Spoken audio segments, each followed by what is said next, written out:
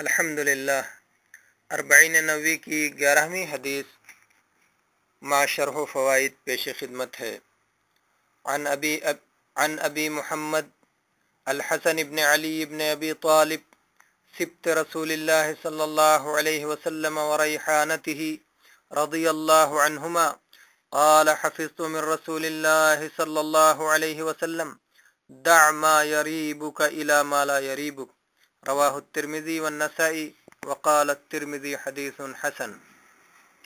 रसूलुल्लाह सल्लल्लाहु अलैहि वसल्लम के नवासे हसन इब्न अली रज़ियल्लाहु अन्हु से रिवायत है कि मैंने रसूलुल्लाह सल्लल्लाहु अलैहि वसल्लम की ये बात याद कर रखी है कि शुबह में डालने वाली चीज़ों को छोड़कर शुबह न डालने वाली चीज़ों को अपनाओ। इसे इमाम तिर्मिज़ी और नसई ने रिवायत किया है और इमाम तिर्मिज़ी ने इसे हसन करार दिया है।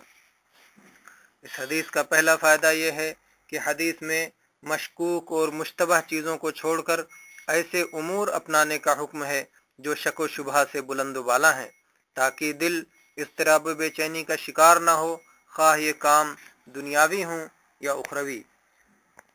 दूसरा फ़ायदा, आदमी कोई काम करने से पहले उसके मुताल्लिक़ पुख्ता इल्म हासिल कर ले ताकि किसी किस्म का शक और तरद्दुद बाकी न रहे और काम कर लेने के बाद नदामत और पछतावे की नौबत न आए।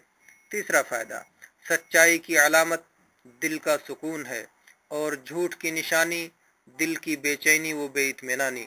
मज़कूरा रिवायत के आखिर में इमाम तिर्मिज़ी के यहाँ ये अल्फाज मज़ीद आए हैं, फ़इन्नस्सिद्क़ तुमानीना वल किज़्बु रीबह, क्योंकि सच्चाई बाइस इत्मीनान है और झूठ बाइस शक। वल्हम्दुलिल्लाहि रब्बिल आलमीन।